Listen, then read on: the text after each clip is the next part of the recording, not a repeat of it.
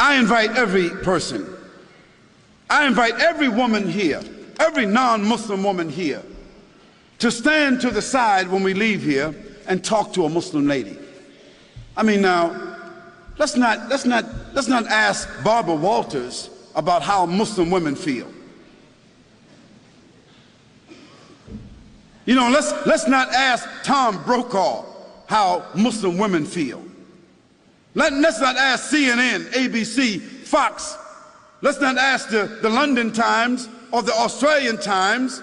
Let's not ask non-Muslims about how Muslim women feel, how they live, what are their principles, what are their challenges.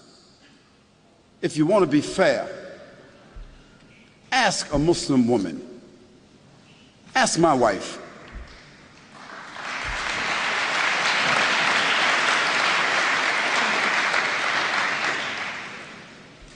Ask my mother. You see, ask a Muslim woman that knows her religion, who has a relationship with her Creator, who is stable in her society, understanding her responsibilities, her relationships. Ask her. And after that, I think you should be fair, that you don't need to ask someone else. But the problem is, no one really wants to ask Muslim women. We want to take pictures of women in Afghanistan, and pictures of women in Palestine, and pictures of women in Pakistan, and pictures of women over here, and we want to listen to what people say about female circumcision, as if Muslims got women, 1,000, 10, 30,000, 40,000 Muslim women all over the world is being circumcised. Some crazy Steven Spielberg stuff.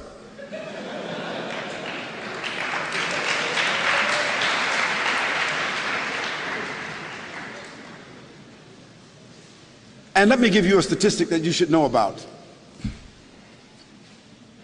If you take a quota in this room right here, I'll tell you this.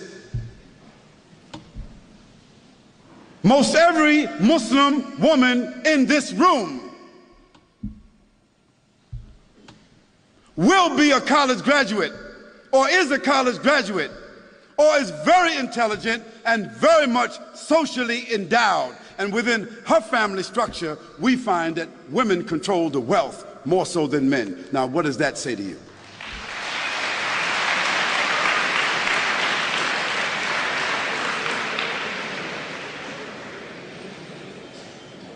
Now, where you find women oppressed, women exploited, women mistreated among Muslims, that is because those Muslims themselves are not representing the principles of the religion. And in every religion, you've got black sheep.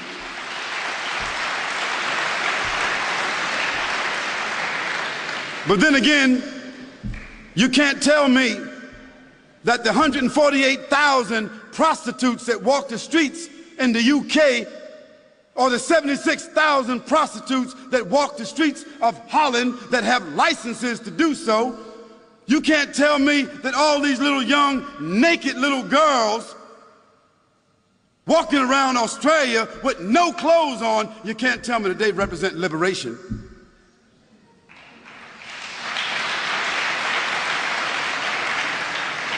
You can't tell me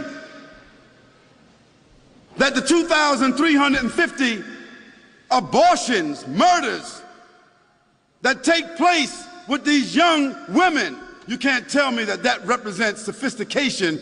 You can't tell me that that represents liberation. You can't tell me that a naked woman sitting on a chocolate bar, a naked woman selling everything, toothpaste, everything, you can't tell me that doesn't represent exploitation. So let's put things in context. Let's talk about things correctly, and let's be fair, and let's be objective. We can talk about that a little bit more if you want to. And let me give you one more statistic. One more. prostitution, venereal disease, abortion, and pedophilia.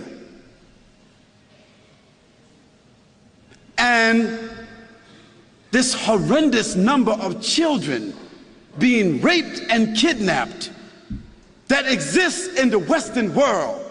It is almost unheard of in the Muslim world.